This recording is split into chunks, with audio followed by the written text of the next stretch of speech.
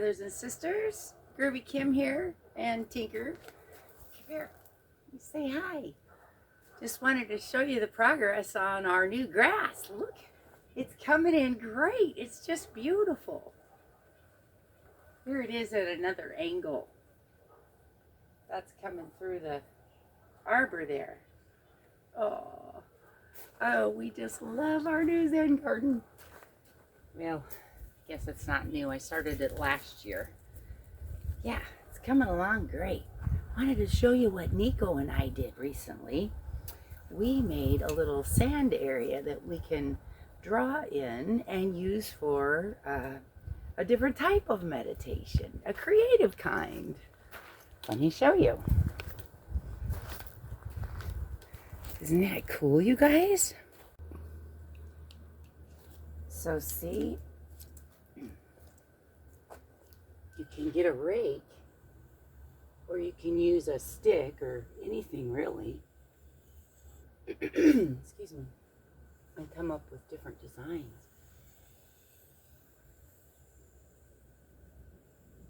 But you know, it's actually not the design that matters. It's the motion of it. It's the act of drawing it and letting it become a meditation. You're breathing and you're letting your creative juices flow. That is you changing your brain waves into a more meditative state.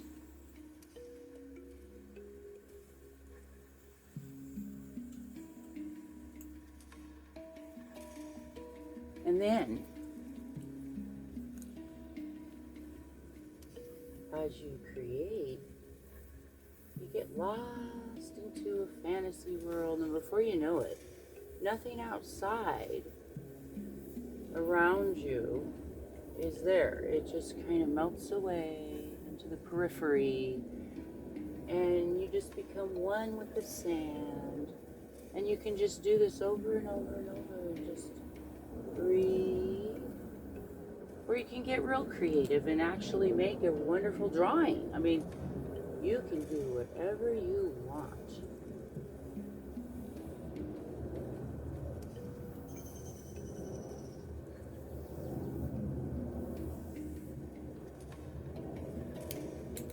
Whatever you want.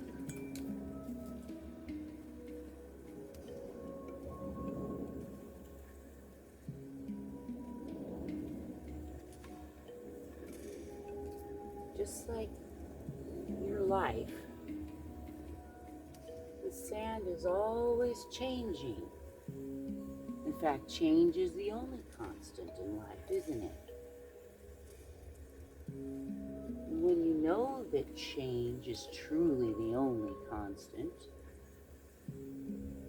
perhaps you can allow yourself to be more flexible. Allow change into your life.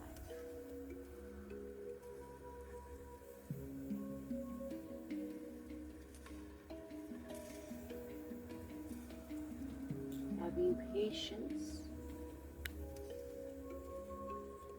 that the change will come, and as it always does,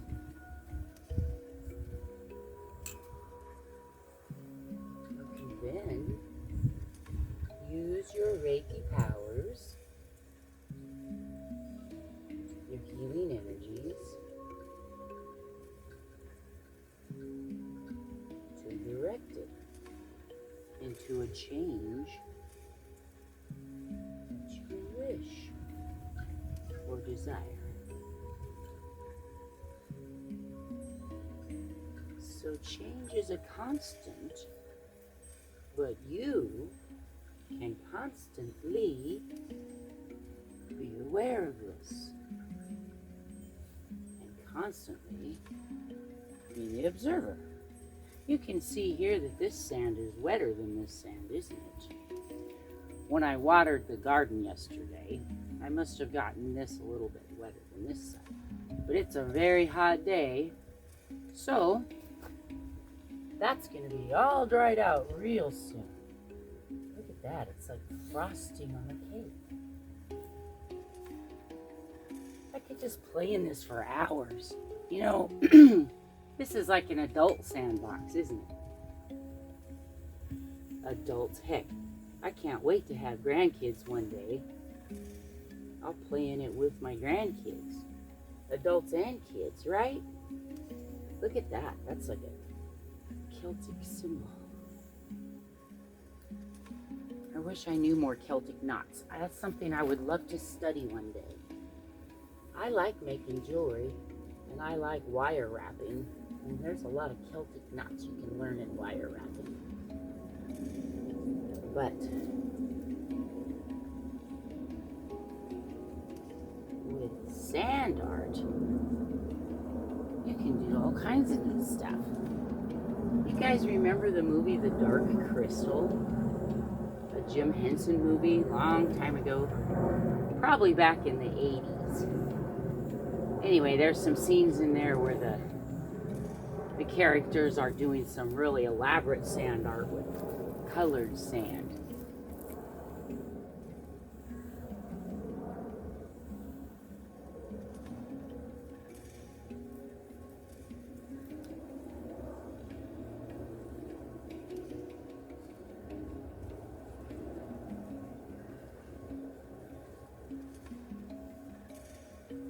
I don't think I would want to put colored sand in here because I think eventually it would get all mixed up and muddled and then just would be brown.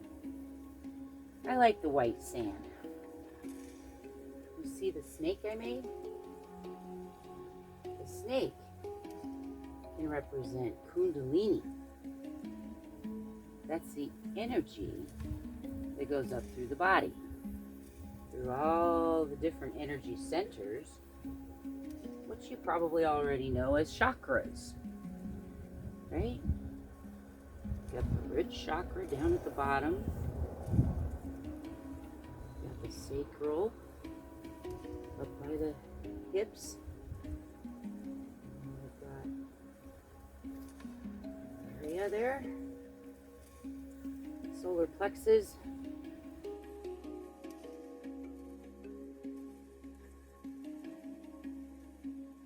Then you've got the heart center. Then you've got the throat center. And then you've got the third eye up in the head here, right? Intuition. It's where your pineal gland is located. And then up here is the top one, right? The crown. I drew the crown on his tongue. Did you see that? That wasn't right. There is actually another chakra above the crown, and that's the ethereal, right? That would be the quantum field. I think I want to start this over. You notice how this not only looks like a snake, which is also indicative of DNA, the double helix, right? But also, look how I drew the spheres of the chakras around. Reminds me of a vine with leaves. You know, it's not an accident that all these patterns, sacred geometries, exist in all of nature. Just look around in my Zen garden, you see tons of it. Lots of sacred geometry. Boy, that sand over there is still wet and not as easy to work with yet. The sun's coming up though. Won't be long. And this stick has some knots in it and stuff, and it's dragging and making different lines. You know, that reminds me when we were in Maui. We could always tell if a male turtle had been on the beach or a female, because the male turtle would leave a long line like that in its tracks. It'd have drag marks, right? But there'd always be a long center line because it had a long, thick, fat tail. And the female tracks would have a much less line. Their tails weren't as thick and long as the male sea turtles. So we could always tell which ones had been on the beach, and that was fun. So sand can tell a lot of stories. You can tell what animals have been there. You can tell a lot about the tides. You can tell what animals are here under the sand right now.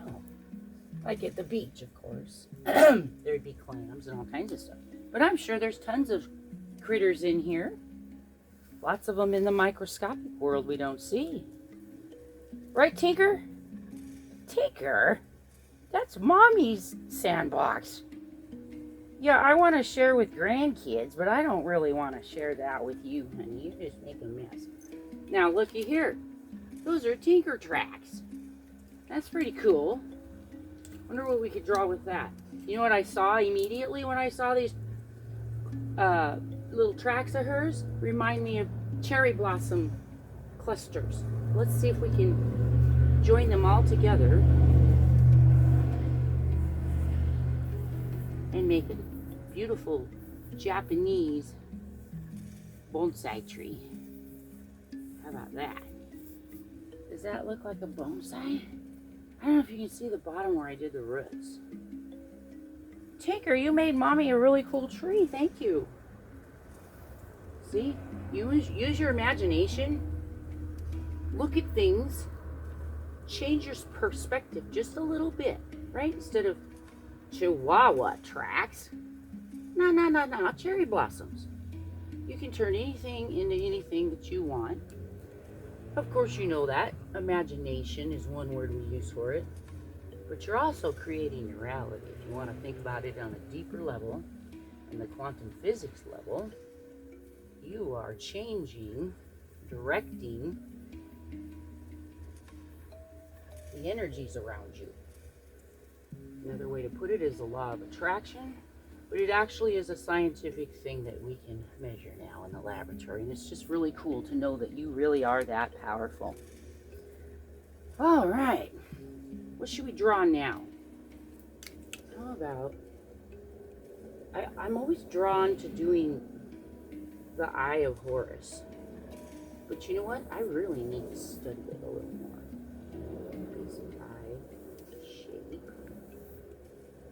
And then I know it has a really cool eyebrow that comes up. You know what else I learned? There's the Eye of Horus and the Eye of Ra. And all that is, well, not all, but one is facing one direction and one is facing the other direction.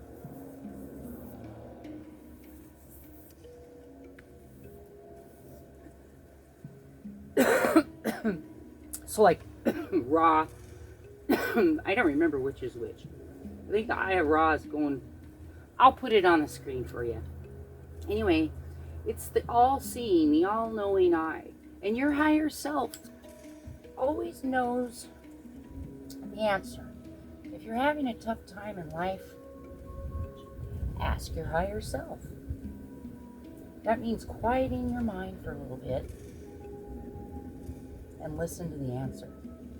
Don't try to force it. That's really when you hook into the quantum field. Connect. Get your analytical mind out of the way.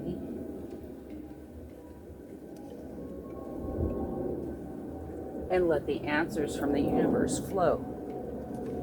I don't know why, but I kind of like that pattern for now. I think I'll leave that one for now. And maybe just come out and change it tomorrow. I think for now, I'll leave my little sticks right here. So I'll have my drawing sticks. I'll keep my rake, put that back in my little gardening kit because I use this all over the yard. But it's fun to use. You know what I need to do, guys? I need to get me a real nice stick. Hey, I know what. There goes my creative juices again. Well, I'm a polymer clay artist as well. I probably can fashion a really cool magic wand looking thing that's just for drawing in here. Yeah, that's a ticket. All right, you guys.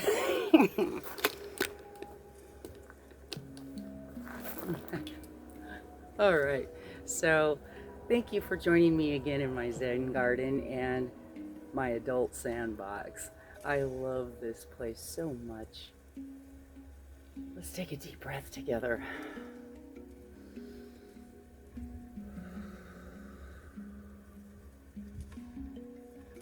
You know, playing in the sand. I'd say that's really groovy.